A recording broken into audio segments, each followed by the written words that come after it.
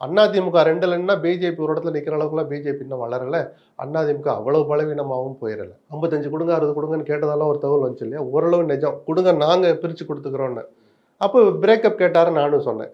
பிரிச்சு கொடுத்தா யார் யாருக்கு எவ்வளவு பிரிச்சு கொடுக்க போய் பிரிச்சு கொடுத்தது போய் நீங்க எத்தனை நிக்க போறீங்கன்னு கேட்ட பிறகுதான் தனியா வந்து இப்ப கையெழுத்து போட்டிருக்காங்க.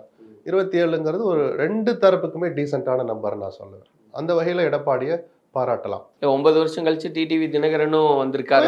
அவருக்கும் சில தயக்கங்கள் சங்கடங்கள் இருந்திருக்கும். பட் எகைன் அவர் தம்ம தாய் வீட்டுக்கு போன மாதிரி அவரும் ஒரு ஃபீல் பண்ணியிருப்பார். அந்த தினகரனையே வர வச்சிட்டேன் பாத்தியான ஒரு ஈகோ சில பேருக்கு சந்தோஷத்தை கொடுத்திருக்கும். அந்த காட்சிகள் தவிர்க்க முடியாது. அந்த வகையில அதிமுக பெரிய கட்சிங்கிறது நேற்று ஒரு நிரூபணம் ஆயிருக்கு. அந்த வகையிலேயாவது இந்த பக்கம் சார் இப்போ இந்த மெகா கூட்டணி அமைச்சிருக்காங்க, இவ்வளவு கட்சிகளை சேர்த்திருக்காங்க. இருந்தாலும் நாங்க வந்து 200க்கு மேல ஜெயிப்போம் அன்புமணி அவர்கள் சொல்றாரு.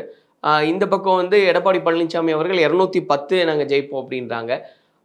இந்த பக்கம் திமுக கூட்டணி எந்த நிலைமையில் இருக்குன்னு பார்க்குறீங்க சார்? ஏன்னா திருமாவளவன் அவர்கள் அவரும் யதார்த்தத்தை புரிஞ்சுக்கிறாரு, ஆனாலும் ஆதங்கத்தை வெளிப்படுத்தி தயார்படுத்துறாரு தொண்டர்கள். என்னையோட எல்லாம் சரியா வந்துடும் பார்க்கலாம். அது இந்த பக்கம் வாசனுடைய கோபமாகட்டும், அங்கே திருமாவளவனுடைய கோபமாகட்டும். நேற்று பிரேமலதா அவர் யாரை நினைச்சு இந்த பிரச்சனை விளைச்சல் பேசப்படுத்துறாங்க.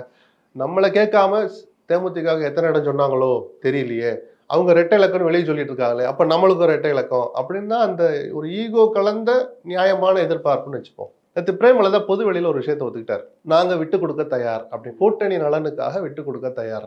அவரே அப்படி சொன்ன பிறகு திருமாவளவன் பழைய இறுக்கத்துல தொடர்ந்து இருக்க மாட்டார். கொஞ்சம் அவரும் தளர்ந்து வருவாருன்னு தான் நான் பாக்குறேன். இன்னைக்கு அதெல்லாம் முடிய வாய்ப்பு இருக்கு.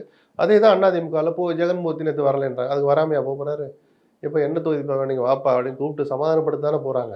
அதுக்குள்ள தேமுதிக ஒட்டி கார் வாங்கிட்டாங்கன்ற ஒரு சர்ச்சை. அதெல்லாம் விவாதத்துக்கு தகுதியற்ற விமர்சனங்கள். அதெல்லாம் நீங்க வாட்ஸ்அப்ல ஒரு கார்டு போட்டு கடந்து போற வேலை. அது நீ உண்மையா ஃபேக் கார்டை கிரியேட் பண்ணி ஒரு 10 பேரை சந்தோஷப்படுத்தலாம் தவிர அதெல்லாம் தகுதியற்ற வாதங்கள். அவங்க இத்தனை வருஷத்துல நடிச்சிருக்கிற பிரேமலதா கேட்ட வார்த்தைகள் தான், அவங்க சொன்ன பதில் தான் என்னுடைய பதிலும். அதுக்கு மேல அதில் பேச ஒன்றும் இல்லை. நேற்று பிரதமர் சொல்றாரு எல்லாரும் தயாரா இருக்கணும், கிட்டத்தட்ட கொரோனா ஒரு காலகட்டத்தில் எப்படி நம்ம எதிர்கொண்டோமோ அந்த மாதிரி இருக்கணும் அப்படின்னு. நீங்க மக்களை காப்பாற்ற தயாரா இருக்கீங்களா அப்படின்னு முதலமைச்சர் தேர்தல் நெருங்கி வர்ற போது இந்த உடனடி எதிர்வினை அந்த வார்த்தைகள் முதலமைச்சர் வந்து நம்ம எதிர்பார்த்ததா, அதுல இருக்கிற கோர் பாயிண்டே நம்ம புறந்தள்ள முடியாதுல்ல. இல்ல எப்படி இருக்குன்றதுக்காக தான் கேட்கிறேன் சார். ஏன்னா திமுக முன்னெடுக்கக்கூடிய அரசியல்ன்றது டெல்லியா தமிழ்நாடா அப்படின்னு.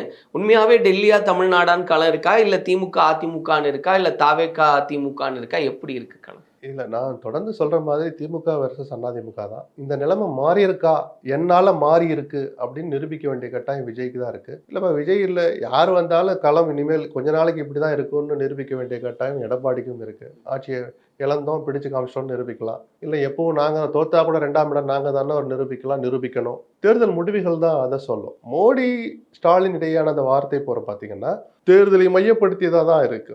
அதுலயும் அது புறக்கணிக்க முடியாது. அவர் சொன்ன அந்த கோர் பாயிண்ட்டை மறக்கூடாதுன்னு சொன்னேன் இல்லையா? மக்கள்கிட்ட நீங்க ஒத்துழைக்கிறீங்கன்னா அந்த மக்கள் கதர்ன போதெல்லாம் நீங்க வந்து பாத்தீங்களா? ஸ்டாலின் கேட்கிற கேள்வியினுடைய உள் அர்த்தம் அதுதான். பீப்பா என்ன இவ்வளவு விலை இவ்வளவு போய்கிட்டு இருக்குன்னு தானே இப்ப கதறாரு. யதார்த்தத்தை சொல்லி மக்களை புரிய வைக்க நினைக்கிறாரு. அந்த எண்ணெய் விலை சரிபாதியா குறைஞ்ச போதும் பெட்ரோல் விலையை குறைச்சிங்களா, டீசல் விலையை குறைச்சிங்களா? இன்னைக்கு கூடிக்கிட்டே போதுன்னே மக்கள் எதுக்கோ தயாராகணும்னு இவ்வளவு வான் பண்ணி கிட்ட வராரு. குறைஞ்ச போது எனக்கு என்ன, நான் எங்கேயோ ஆப்பிரிக்காவில் ஆஸ்திரேலியாவில் பிரதமராக இருக்க மாதிரி அங்கிட்டு திரும்பிக்கிட்டு போனாரு. அதை சுட்டி காட்டணும்ல ஒரு முதலமைச்சர்.